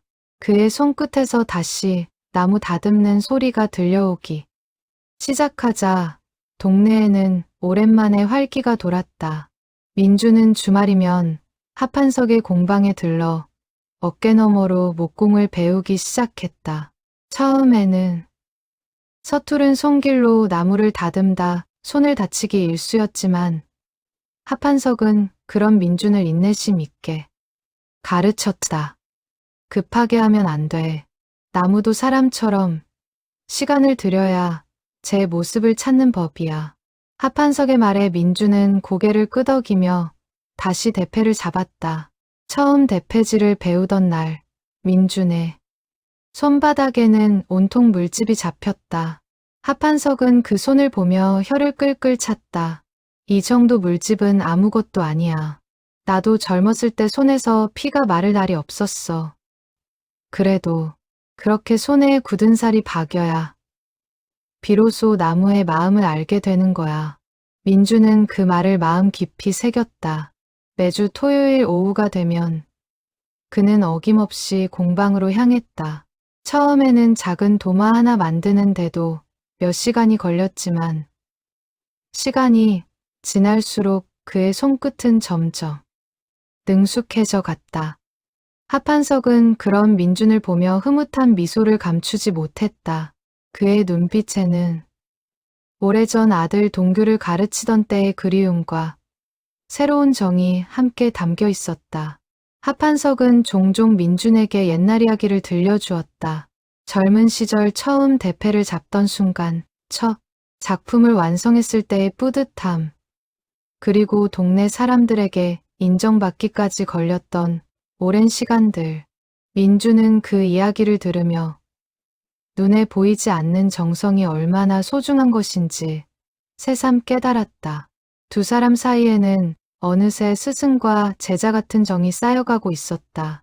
그것은 마치 합한석이 잃어버린 아들의 자리를 민준이 조금씩 채워가는 듯한 모습이기도 했다. 세영은 그런 두 사람을 바라보며 마음이 벅차올랐다. 아버지가 남긴 인연이 이렇게 또 다른 인연으로 이어지고 있다는 사실이 그녀에게는 크나큰 위안이 되었다. 세영은 가끔 학교에서 돌아오는 길에 공방에 들러 나무 향기 가득한 그 공간에 앉아 두 사람의 모습을 지켜보곤 했다. 어느 날 합한석은 오래된 나무 상자 하나를 꺼내 세영에게 건넸다. 이건 만두 그 사람한테 돌려주려고 오랫동안 간직해온 거야. 이제 자네가 가져가. 상자 안에는 합판석이 젊은 시절 만든 작은 목각 인형이 들어 있었다. 세영의 아버지가 결혼할 때 선물로 만들어 주었다던 것이었는데 오만도가 세상을 떠나기 전 다시 합판석에게 맡겨두었던 물건이라고 했다. 만도 그 사람이 그랬어. 언젠가 자기 딸이 결혼하면 그때 다시 이걸 돌려달라고. 그런데 나는 자네가 이미 결혼한 줄도 모르고 있었으니 정말 면목이 없구먼. 세영은 목각 인형을 두 손으로 감싸 안았다. 눈물이 하염없이 흘러내렸다. 아버지가 남긴 마지막 사랑의 흔적이 이토록 오랜 세월을 돌아 자신에게 닿아 있었다는 사실이 가슴을 뜨겁게 채웠다. 아버지, 감사합니다. 그리고 할아버님, 정말 감사해요. 세영의 진심 어린 인사에 합판석도 눈시울을 붉히며 고개를 끄덕였다. 공방 안에는 저녁 햇살이 부드럽게 스며들고 있었고 그 빛 속에서 세 사람의 그림자가 나란히 겹쳐지고 있었다. 그날 저녁 세영은 집으로 돌아와 목각 인형을 화장대 위에 조심스럽게 올려두었다. 노인이 만들어준 그 화장대 위에 노인이 오래전 만든 또 다른 작품이 놓이는 순간이었다. 세영은 그 모습을 한참 바라보다 문득 아버지가 살아 계셨다면 이 광경을 얼마나 흐뭇하게 여기셨을지 생각했다. 여보, 우리 이 인형 잘 보이는 곳에 두자. 아버지가 우리 지켜봐 주시는 것 같아서. 민준이 다가와 세영의 어깨를 감싸 안았다. 그래, 장인어른도 그리고 할아버님도 이제 우리한테는 정말 소중한 가족이나 마찬가지야. 세영은 고개를 끄덕이며 남편의 품에 살며시 기대었다. 창밖으로는 어느새 어둠이 내려앉았지만 골목 저편 공방에서는 여전히 따뜻한 불빛이 새어나오고 있었다. 그것은 더 이상 외로운 노인의 불빛이 아니었다. 세 사람을, 아니, 어쩌면 온 동네를 이어주는 따뜻한 등불이었다. 세영은 그날 밤 오랜만에 아버지의 산소를 찾아가야겠다고 생각했다.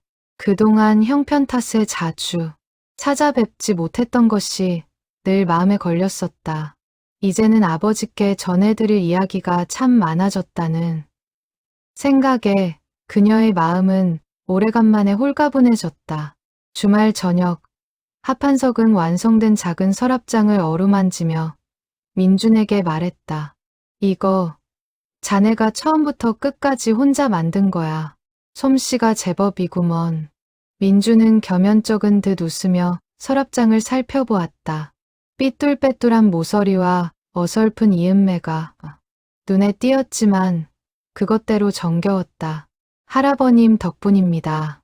저도 언젠가 아이가 생기면 이렇게 직접 가구를 만들어주고 싶어요. 합판석의 얼굴에 흐뭇한 미소가 번졌다. 그래, 그런 마음이면 충분해. 나무를 다루는 손보다 사람을 아끼는 마음이 먼저인 법이니까. 민주는 그 말을 마음 깊이 새겼다. 그날 이후로 그는 서랍장 만드는 법뿐 아니라 합판석이 나무를 대하는 태도, 사람을 대하는 자세까지도 하나하나 배워가고 있다는 것을 깨달았다. 그것은 단순한 목공 기술을 넘어선 삶을 살아가는 태도에 관한 가르침이었다. 민주는 언젠가 자신도 이런 마음을 누군가에게 전할 수 있는 사람이 되고 싶다고 생각했다.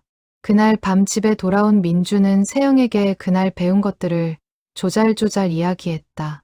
세영은 그런 남편의 얼굴에서 오랜만에 생기가 도는 것을 보며 마음이 놓였다. 형편의 어려움은 여전했지만 두 사람의 삶에는 이제 예전에 없던 방향과 의미가 하나 더 생긴 듯했다. 그것은 돈으로 살 수 없는 사람과 사람 사이의 정성이 만들어낸 값진 변화였다. 가을이 깊어갈 무렵 합한석은 세영과 민준을 마당으로 불러 특별한 것을 보여주었다. 그것은 작은 문패였다. 나무를 얇게 깎아 만든 그 문패에는 세영과 민준의 이름이 나란히 새겨져 있었다. 이걸 현관에 걸어봐. 이제 이 집도 어엿한 자네들 가족의 보금자리 아닌가. 세영은 그 문패를 받아들고 눈시울을 붉혔다. 반지하의 작은 방 한 칸이었지만 이제는 그 어떤 대저택보다도 따뜻한 보금자리처럼 느껴졌다. 민주는 그날 저녁 손수못을 박아 문패를 걸었다.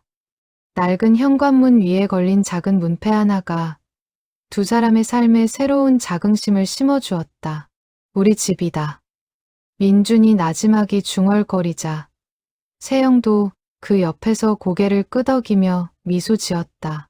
형편은 여전히 넉넉하지 않았지만 두 사람의 마음만큼은 그 어느 때보다 부유했다. 선행은 결코 홀로 머무르지 않는다. 한 사람의 작은 온기가 다른 이의 마음에 닿으면 그 온기는 반드시 또 다른 곳으로 번져나가기 마련이다. 합한석과 신혼부부 사이에서 시작된 이야기도 이제는 그 작은 골목 전체를 물들이기 시작했다. 합한석의 이야기가 골목에 알려지자 동네 사람들의 반응은 뜨거웠다. 처음에는 낯선 밤손님을 경계하던 이들도 그 사연을 전해 듣고는 하나같이 눈시울을 붉혔다. 골목 끝집에 중년 남자도 이제는 합한석을 만나면 먼저 고개 숙여 인사를 건넸다. 영감님, 그런 사정이 있으신 줄도 모르고 제가 함부로 말씀드렸습니다. 죄송합니다. 합한석은 손사래를 치며 웃었다. 아니야, 그럴 수도 있지. 자네도 애들 걱정이 그랬던 건데 뭘. 동네 사람들은 자연스럽게 합한석의 공방을 오가기 시작했다. 오래전 그에게 가구를 맞췄던 이들이 하나둘 찾아와 예시하기를 나누었고 몇몇 젊은 사람들은 그에게 목공을 배우고 싶다며 찾아오기도 했다. 텅 비어있던 공방은 어느새 사람들의 웃음소리로 가득 차기 시작했다. 한때는 굳게 닫혀있던 대문이었다. 이제는 그 대문 안쪽으로 하루에도 몇 번씩 사람들의 발걸음이 오갔다. 어린아이를 데리고 온 젊은 부부, 지팡이를 짚고 찾아오는 노인들, 그리고 퇴근길에 잠시 들러 안부를 묻는 이웃들까지. 합한석은 그 모든 이들을 정성껏 맞이했다. 그의 얼굴에는 예전에는 볼 수 없었던 생기가 완연했다. 구멍가게 할머니는 매일 아침 합한석의 집에 들러 함께 아침을 먹었다. 세영도 시간이 날 때마다 반찬을 들고 찾아와 함께 식사를 나누었다. 셋이 둘러앉은 작은 밥상 위에는 늘 소박하지만 정성 어린 음식들이 놓였고 그 자리에는 웃음이 끊이지 않았다. 영감님, 이참에 우리 동네 사람들한테 목공 좀 가르쳐 주세요. 저도 배우고 싶어요. 구멍가게 할머니의 아들이 어느 날 그렇게 말을 꺼냈다. 다른 이웃들도 하나둘 관심을 보이기 시작했다. 결국 합한석은 매주 토요일 오후 공방을 동네 사람들에게 개방하기로 했다. 작은 소반이 나 도 마 같은 소품을 함께 만드는 자리였는데 형편이 어려운 신혼부부나 독거노인들에게는 필요한 가구를 무료로 만들어 주기도 했다. 공방을 찾는 발걸음은 나이와 상관이 없었다. 초등학생 아이들은 방과 후 합한석에게 나무, 팽이 만드는 법을 배우겠다며 찾아왔고 혼자 사는 노인들은 말벗 삼아 공방에 들러 오후를 보내곤 했다. 합한석은 그 모든 이들을 넉넉한 마음으로 품었다. 그의 공방은 어느새 동네의 사랑방과도 같은 곳이 되어 있었다.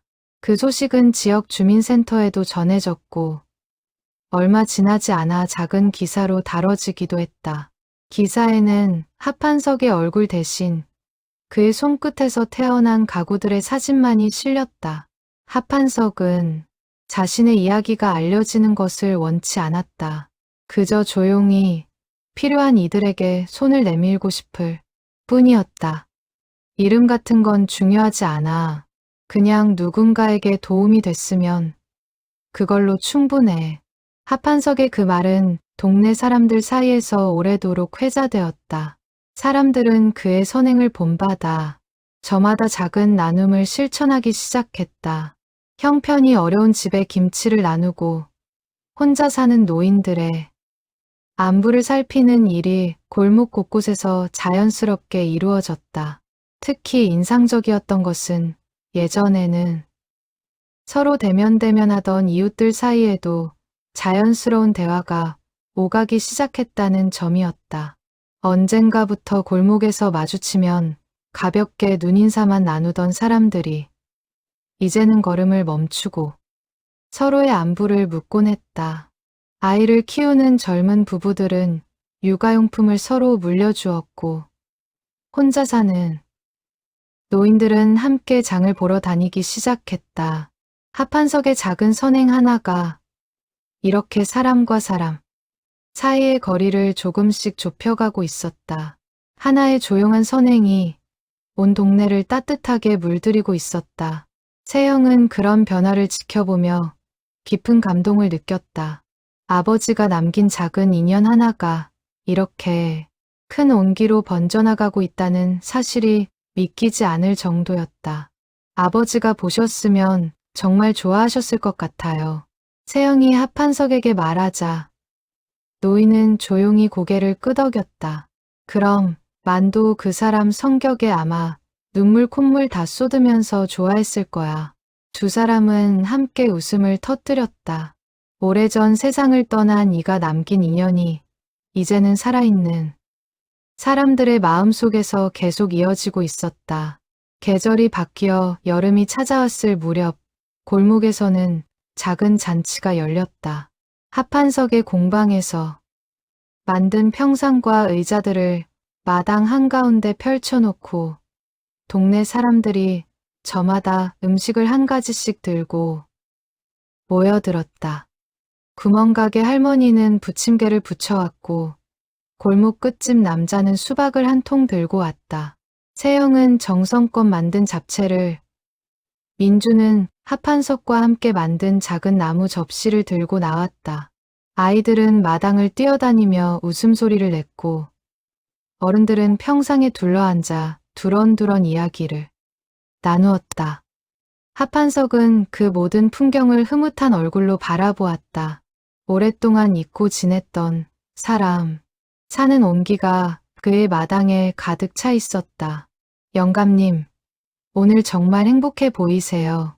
세영의 말에 합판석은 조용히 웃으며 고개를 끄덕였다. 그래, 오랜만에, 정말 오랜만에 살아있다는 게 좋구나. 노을이 붉게 물든 저녁, 마당에 모인 사람들의 그림자가 길게 늘어졌다.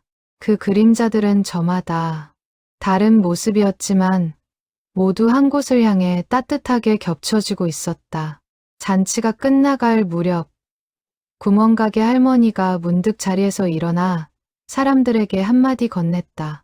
우리 앞으로도 이렇게 서로 챙기면서 삽시다. 혼자 사는 사람 있으면 먼저 손 내밀고 힘든 사람 있으면 슬쩍 도와주고 그게 뭐 대단한 게 아니어도 이렇게 모이니까 참 좋잖아요. 사람들은 모두 고개를 끄덕이며 박수를 쳤다. 그날 저녁의 온기는 오래도록 골목 사람들의 마음속에 남아 이후로도 크고 작은 나눔의 씨앗이 되어 주었다. 세영은 그날 밤 집으로 돌아오는 길에 문득 이 모든 변화의 시작이 그저 작은 신발장 하나였다는 사실을 떠올렸다.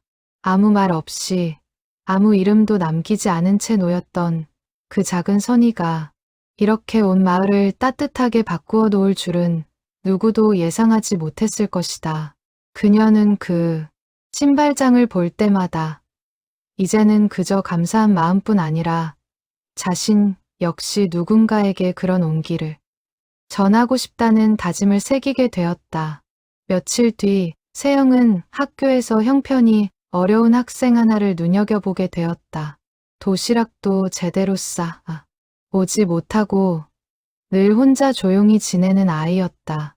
예전 같았으면 그저 안쓰럽게만 여기고 지나쳤을 일이었지만 세영은 이제 다르게 행동했다. 그녀는 그 아이에게 넌지시 다가가 조심스럽게 도시락을 나누어 먹자고 권했다. 아이는 처음에는 머뭇거렸지만 이내 마음을 열고 세영과 가까워졌다. 세영은 그 아이를 챙기며 문득 합한석이 자신들에게 베풀어준 마음을 떠올렸다. 아무 대가도 바라지 않고 그저 조용히 곁을 지켜주는 것. 그것이야말로 진짜 선행의 의미라는 것을 그녀는 이제 온몸으로 이해하고 있었다. 은혜는 이렇게 받은 사람의 마음을 거쳐 또 다른 곳으로 흘러가고 있었다. 행복은 언제나 예고 없이 찾아오는 시련 앞에서 그 진가를 드러낸다. 아무리 따뜻한 인연이라 해도 삶은 종종 예상치 못한 고비를 넘겨야 비로소 온전한 모습을 갖추게 되는 법이었다. 세영과 민준, 그리고 합한석 세 사람의 이야기에도 그런 고비가 찾아오고 있었다. 모든 것이 순탄하게만 흘러가는 것은 아니었다. 가을이 깊어갈 무렵, 합한석은 정기 건강검진에서 좋지 않은 소식을 듣게 되었다. 몇 해 전부터 알아온 지병이 악화되어 큰 병원에서 정밀 검사를 받아야 한다는 것이었다. 노인은 그 사실을 한동안 아무에게도 알리지 않았다. 괜히 걱정을 끼치고 싶지 않다는 이유에서였다. 하지만 눈치 빠른 세영은 노인의 안색이 예전 같지 않다는 것을 금세 알아챘다. 공방에 들를 때마다 합한석의 기침 소리가 점점 잦아졌고 작업 중에도 자주 손을 멈추고 숨을 고르는 모습이 눈에 띄었다. 할아버님, 요즘 안색이 안 좋으세요. 병원 한번 가보시는 게 어때요? 세영의 물음에 합한석은 손사래를 치며 웃어넘겼다. 늙으면 다 그런 거지. 걱정할 것 없어. 하지만 며칠 뒤 결국 합한석은 공방에서 작업을 하다 쓰러지고 말았다. 마침 그 자리에 있던 민준이 놀라 급히 구급차를 불렀고 노인은 곧바로 병원으로 옮겨졌다. 세영은 학교에서 그 소식을 듣자마자 한 걸음에 병원으로 달려갔다. 병실에 도착한 세영은 하얗게 질린 얼굴로 누워있는 합한석을 보며 눈물을 쏟았다. 의사는 노인의 상태가 생각보다 심각하다고 설명했다. 오랫동안 방치되었던 지병이 이제는 적극적인 치료가 필요한 단계에 이르렀다는 것이었다. 수술을 받으셔야 할 것 같습니다. 다만 연세가 있으셔서 좀 더 신중하게 결정하셔야 합니다. 의사의 말에 세영과 민주는 서로를 바라보며 무거운 침묵에 잠겼다. 정신이 든 합한석은 오히려 담담한 표정이었다. 괜찮아. 나는 이제 살 만큼 살았어. 굳이 힘든 수술까지 받을 필요가 있나 싶구먼. 할아버님, 그런 말씀 마세요. 저희가 있잖아요. 이제 겨우 이렇게 가까워졌는데. 세영이 울먹이며 노인의 손을 붙잡았다. 합한석은 그런 세영을 물끄러미 바라보다 천천히 입을 열었다. 동규를 보낸 뒤로 나는 사실 하루하루가 벌 받는 기분이었어. 왜 그 아이 대신 내가 살아있나 싶어서. 그런데 자네들을 만나고 나서는 조금씩 다시 살고 싶다는 마음이 들더구먼. 그러니까 너무 걱정하지 마. 나도 이제는 살아서 자네들 곁에 더 있고 싶어졌으니까. 그 말에 세영과 민주는 눈물을 참지 못했다. 두 사람은 합한석에게 수술을 받으시라고 간곡히 부탁했고 노인도 결국 고개를 끄덕였다. 수술 날 세영과 민주는 물론 동네 사람들까지 모두 병원으로 모여들었다. 구멍가게 할머니는 손수 정성 들여 만든 부적을 손에 쥐고 왔고 골목 끝집 남자도 초조한 얼굴로 수술실 앞을 서성였다. 오랫동안 홀로 지내던 노인의 곁에 이제는 이렇게 많은 이들이 함께하고 있었다. 수술실 앞에서 세영은 두 손을 모은 채 하염없이 시간을 세었다. 수술이 길어질수록 초조함도 커져갔다. 민주는 그런 아내의 어깨를 가만히 감싸 안았다. 괜찮으실 거야. 할아버님, 우리 만난 뒤로 훨씬 건강해지셨잖아. 분명 잘 이겨내실 거야. 민준의 말에 세영은 애써 고개를 끄덕였다. 하지만 마음속으로는 자꾸만 불안한 생각이 스쳐 지나갔다. 아버지를 여인 뒤로 세영에게는 사랑하는 사람을 잃는다는 것이 늘 크나큰 두려움이었다. 이제 겨우 가족처럼 여기게 된 합한석마저 잃을지도 모른다는 생각에 그녀는 몇 번이고 눈물을 삼켰다. 3시간이 넘는 기다림 끝에 마침내 수술실 문이 열렸다. 의사는 지친 얼굴로 나와 담담하게 말했다. 수술은 잘 끝났습니다. 경과를 좀 더 지켜봐야겠지만 걱정하셨던 것보다는 상태가 좋습니다. 그 말을 듣는 순간 세영은 다리에 힘이 풀려 그 자리에 주저앉을 뻔했다. 민준이 재빨리 그녀를 부축했다. 함께 있던 동네 사람들도 서로를 부둥켜 안으며 안도의 한숨을 내쉬었다. 수술은 다행히 성공적으로 끝났다. 마취에서 깨어난 합한석은 흐릿한 시야로 병실 가득 모인 사람들의 얼굴을 바라보았다. 세영, 민준, 구멍가게 할머니, 그리고 낯익은 동네 이웃들까지. 노인의 눈에서 뜨거운 눈물이 흘러내렸다. 내가 이렇게 복받은 늙은이였나. 그의 중얼거림에 병실에 모인 사람들 모두가 웃으며 눈물을 훔쳤다. 창밖으로 비치는 가을, 햇살이 병실 가득 따스하게 스며들고 있었다. 며칠 후 세영은 병실에 홀로 앉아 합한석과 이런저런 이야기를 나누었다. 노인은 문득 생각난 듯 말을 꺼냈다. 이렇게 큰일을 겪고 나니 사람이 살면서 정말 중요한 게 뭔지 알겠더구먼. 결국은 곁에 누가 있느냐 그거야. 세영은 그 말에 깊이 공감하며 고개를 끄덕였다. 형편이 어려워 늘 불안했던 신혼 시절 그녀. 역시 결국 자신을 지탱해준 것은 곁에 있는 사람들의 마음이었다는 것을 깨닫고 있었다. 퇴원 후 합한석은 이전보다 훨씬 건강한 모습으로 공방에 다시 나섰다. 큰 병을 겪고 난 뒤 그는 삶에 대한 태도가 한결 가벼워졌다. 더 이상 죄책감이나 회한에 짓눌리지 않고 남은 시간을 온전히 사람들과 나누는 데 쓰기로 마음먹은 것이었다. 이제부터는 정말 하루하루가 덤이라고 생각하고 살려고. 그러니 자네들도 너무 나 때문에 마음 쓰지 말고 그저 행복하게 살아줘. 그게 내가 제일 바라는 거야. 그는 병원에서 퇴원하던 날 처음으로 자신의 지난 이야기를 마을 사람들 앞에서 담담히 털어놓았다. 아들을 잃은 슬픔, 오랜 시간 홀로 알아온 죄책감, 그리고 신혼부부와의 인연이 자신을 다시 살게 했다는 것까지. 사람들은 그의 이야기에 저마다 눈시울을 붉히며 앞으로 더 자주 그의 곁을 찾겠노라 다짐했다. 세영과 민주는 그런 합한석의 말에 고개를 끄덕이며 더욱 자주 그의 곁을 찾기로 다짐했다. 삶이란 결국 서로를 향한 마음이 쌓이고 쌓여 만들어지는 것임을 세 사람은 함께 깨달아가고 있었다. 그해 겨울, 합한석은 완치 판정을 받았다. 정기 검진을 마치고 나오는 길, 그는 병원 앞에서 기다리고 있던 세영과 민준을 보며 환하게 웃었다. 이제 몇 년은 더 끄떡없다는구먼. 이참에 자네들 아이 크는 것까지 다 보고 가야지. 그 말에 세영과 민주는 서로를 바라보며 마주 웃었다.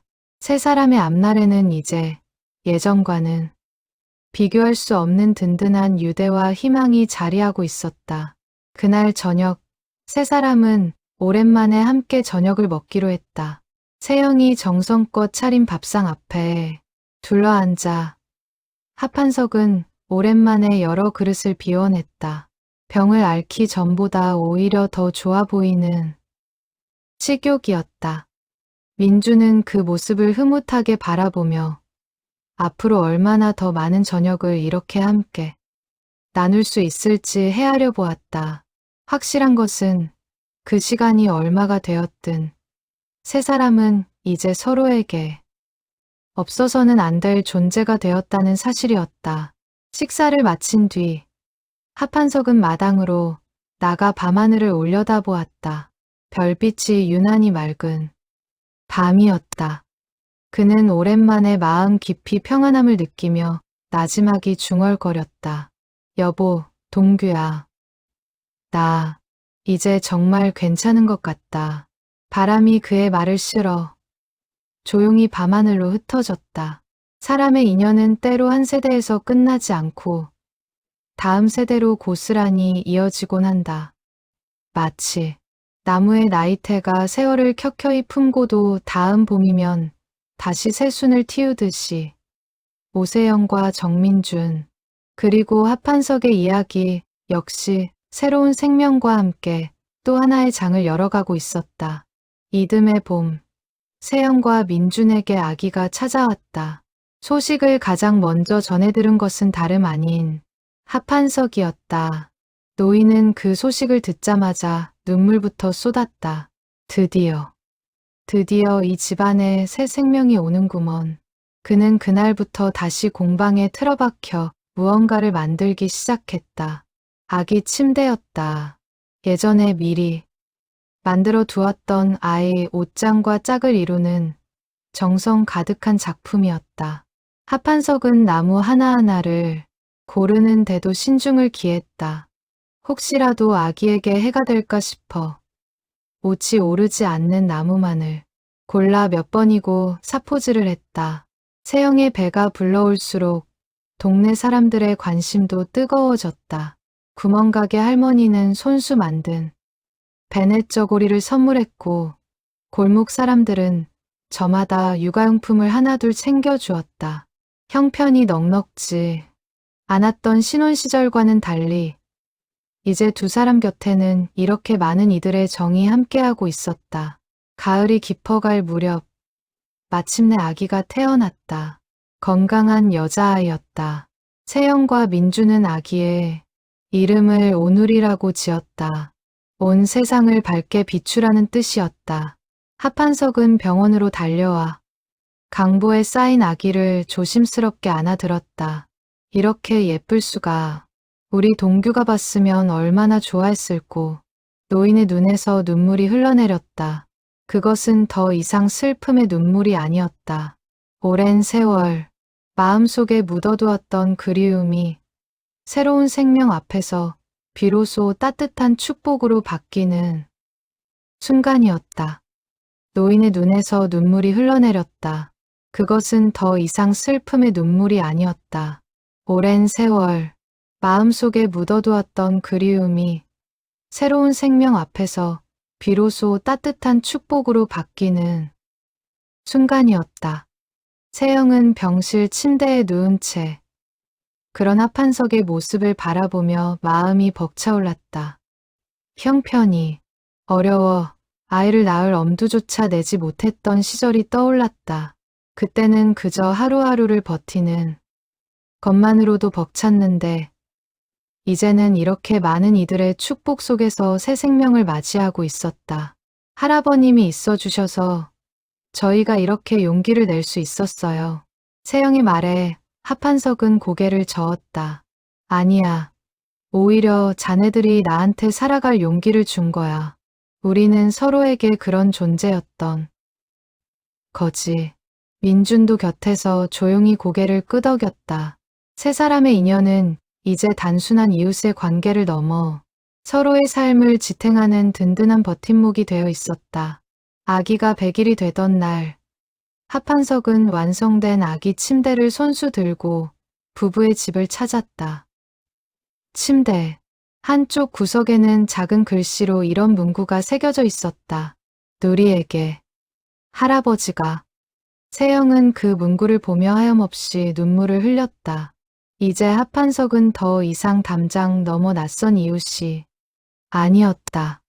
그는 세영과 민준에게 그리고 어린 누리에게 없어서는 안 될 소중한 가족이었다. 동네 사람들도 하나둘 아기를 보러 찾아왔다. 구멍가게 할머니는 강보에 쌓인 누리의 얼굴을 들여다보며 연신 덕담을 건넸고 골목 끝집 남자도 서투른 손길로 아기를 어르며 한바구음을 지었다. 한때는 서로 서먹했던 이웃들이 이제는 한 아기의 탄생을 함께 기뻐하는 사이가 되어 있었다. 그날 저녁 세 사람은 마당에 모여 앉아 도란도란 이야기를 나누었다. 저녁 노을이 붉게 물든 하늘 아래 합한석은 품에 안은 누리를 어르며 나지막이 노래를 흥얼거렸다. 세영과 민주는 그 모습을 바라보며 조용히 미소 지었다. 세영은 문득 아버지의 낡은 수첩을 떠올렸다. 그 수첩 속에 적혀있던 짧은 한 문장이 이렇게 30년의 시간을 넘어 자신의 딸에게까지 이어지고 있었다. 은혜란 결코 사라지지 않고 다만 모습을 바꾸어 대를 이어 전해지는 것임을 세영은 온몸으로 느끼고 있었다. 골목은 예전과 같이 고요했다. 하지만 그 고요함 속에는 예전에는 없던 온기가 가득했다. 텅 비어있던 공방에는 이제 늘 사람들의 웃음소리가 끊이지 않았고 형편이 어려운 이웃이 있으면 누구랄 것 없이 먼저 손을 내미는 것이 자연스러운 일이 되었다. 계절이 몇 번 더 바뀌고 누리가 아장아장 걸음마를 시작할 무렵 합한석은 손수 만든 작은 나무 의자에 아이를 앉히고는 흐뭇하게 바라보곤 했다. 세영은 그 모습을 사진으로 남기며 언젠가 딸이 자라 이 사진들을 보게 될 날을 그려보았다. 그날이 오면 자신은 딸에게 이 모든 이야기를 하나하나 들려줄 생각이었다. 합한석은 이따금 대문 앞에 서서 그날의 신발장을 떠올리곤 했다. 아무 말 없이 그저 조용히 놓아두었던 작은 선의 하나가 이렇게 큰 사랑으로 되돌아올 줄은 그때는 미처 알지 못했었다. 그는 저녁 하늘을 올려다보며 조용히 되뇌었다. 동규야, 아버지가 이제야 다시 사는 법을 배웠다. 고맙다. 그리고 미안하다. 바람이 부드럽게 골목을 스치고 지나갔다. 그 바람 속에는 오래전 떠난 이들의 마음과 지금 이 순간 살아있는 이들의 사랑이 함께 실려있는 듯했다. 손 안 대고 만든 것 같았던 그 가구들은 사실 세상 그 무엇보다 정성 어린 손길로 빚어진 것이었다. 그리고 그 손길은 이제 대를 이어 계속될 것이었다. 한 사람의 조용한 선의가 한 가정의 겨울을 녹이고 마침내 온 마을의 봄을 피워냈다. 이야기는 여기서 끝나지만 그 온기는 계속해서 누군가의 마음속에서 새롭게 피어날 것이다. 세영은 훗날 딸 누리가 자라면 이 모든 이야기를 들려주리라 마음먹었다. 외할아버지의 조용한 선행과 그 선행을 잊지 않고 갚으려 했던 한 노인의 마음, 그리고 그 마음이 대를 이어 결국 자신의 딸에게까지 따뜻하게 전해졌다는 것을 세영은 그것이야말로 부모가 자식에게 물려줄 수 있는 가장 큰 유산이라고 생각했다. 돈으로는 살 수 없고 시간이 지나도 빛바래지 않는 것, 사람과 사람 사이에 오가는 진심 어린 마음, 손 안 대고 만든 것처럼 보였던 그 모든 가구들처럼 이 세상에는 여전히 보이지 않는 곳에서 조용히 정성을 쏟는 손길들이 있다. 그리고 그 손길이 있는 한 사람 사는 세상은 결코 차갑지만은 않을 것이다. 훗날 누리가 자라 아버지 민준에게서 목공을 배우고 할아버지 합한석의 낡은 공방을 물려받아 그 자리를 지키게 될 무렵에도 골목 사람들은 여전히 그 시절의 이야기를 두고두고 전할 것이었다. 어느 봄날 새벽, 이름 없는 손길이 놓고 간 작은 신발장 하나로 시작된 이야기가 이렇게 오래도록 사람들의 마음속에서 살아 숨쉬게 될 것이다. 그리고 그 골목에는 오늘도 변함없이 따뜻한 저녁 불빛이 하나둘 켜지고 있었다. 형편은 여전히 넉넉하지 않을지 몰라도 그 불빛 아래 모인 마음들만큼은 그 무엇보다 넉넉하고 풍요로웠다. 세영은 매년 봄이 되면 아버지의 산소와 더불어 합한석의 아들 동규의 묘소도 함께 찾았다. 두 사람 모두에게 이제는 세영과 민준이 남은 가족과도 같았다. 그녀는 그 앞에 서서 늘 같은 인사를 건넸다. 아버지, 그리고 동규 오빠, 저희 잘 지내고 있어요. 누리도 무럭무럭 자라고 있고요. 두 분이 남겨주신 사랑, 저희가 소중히 잘 이어가고 있으니까 걱정 마세요. 바람이 불어와 주변의 나무숲을 살랑였다. 마치 대답이라도 하듯 부드럽고 따스한 바람이었다. 세영은 그 바람을 온몸으로 느끼며 조용히 미소 지었다. 손 안 대고 만든 것처럼 보였던 그 모든 온기가 사실은 세상 그 무엇보다 정성, 어린 손길과 마음으로 빚어진 것이었음을 이 골목에 사는 모든 이들은 이제 알고 있었다.